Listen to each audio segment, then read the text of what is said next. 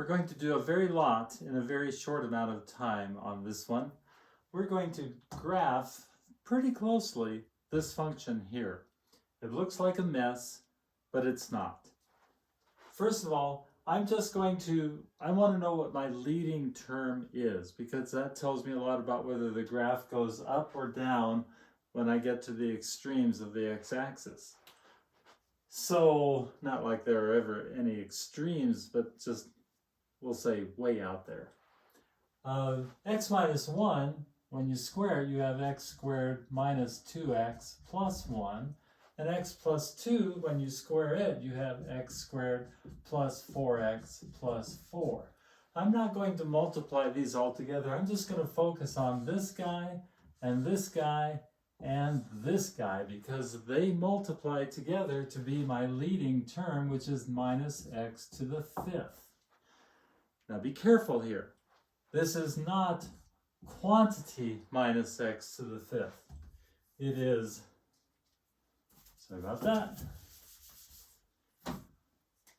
negative x to the 5th. So what we do is we put an x value into here, multiply it times itself 5 times, and then slap the negative.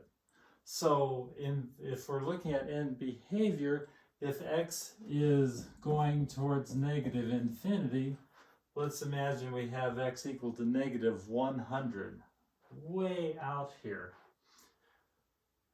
Negative 100 to the 5th power is negative 1, or it's 10 with 9 zeros after it. It's 10 billion. But then we put the minus sign on it. X is going to, or f of x, sorry, g of x, is going to go to negative and positive infinity. Remember, this is negative 10 billion. Put another minus on it, and it's going to be positive 10 billion. Similarly, as x is going to positive infinity, g of x is going to go to, now put the number 100 in here. 100 to the 5th power is positive 10 billion. Then we put the minus sign on it.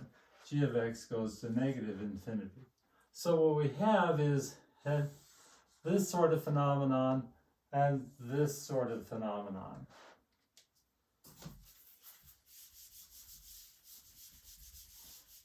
My leading term gives me that. Now I want to find the zeros.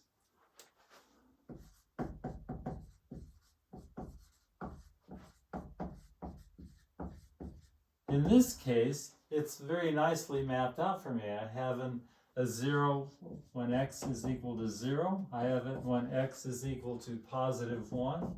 And I have it when x is equal to negative 2. Because putting any of these three numbers into here is going to give me a g of x equal to 0. G of 0 is 0. G of 1 is 0. G of 2 is 0. So I'm going to plot those points. I have 0. Did I say I want a minus 2 there? Minus 2 plus 2 is 0. So here's my minus 2 there, and here's my plus 1 here. I have just now divided this x-axis, part of the coordinate, that my domain has been divided into 3 pieces. This piece, this piece, this piece, and this piece. So I'd like to know what's happening with my numbers. If I put in, say, 4 here, I'm going to test this point, see if I'm going to be above or below the x-axis. So I'll put in 4. 4 minus 1 is 3, squared is positive. 4 plus 2 is 6, squared is still positive. 4 times that, all of that is going to be positive, but then I have this minus sign here, so in this area it's negative. For this guy, let's pick negative 1. Negative 1 minus 1 is negative 2, but basically anything squared is going to be positive. It doesn't matter whether it's negative to the beginning. I just need to look at this. Negative a negative 1 is going to be positive, so I know that the graph does that. Let's check this now. Let's check, say, 1/2. Everything here is going to be positive. Negative 1/2, this is going to be negative. And finally, for these numbers here, let's pick, say, 3, positive, positive, minus 3. This is going to be negative here. So that's going to help me a lot about what happens with my graph. Now, let's remember the bounce versus the crosses through. We have a multiplicity of roots here and here. We have even roots, so I'm going to get a bounce here and a bounce here and a cross through or on this one. So I'm going to be starting from up here. I'm going to come down. When I get to -2, it's going to bounce. And then it's going to come to, and it's going to stay positive.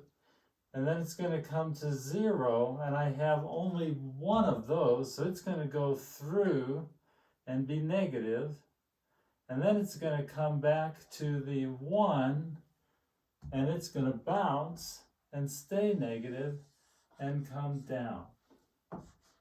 It really is that easy to graph something like this. Now, I'm sure there are different little versions of this. You know, it may go a little higher or a little lower, but essentially, and I'm not going to know that unless I plot points, but essentially, I've got the gist of this graph right here.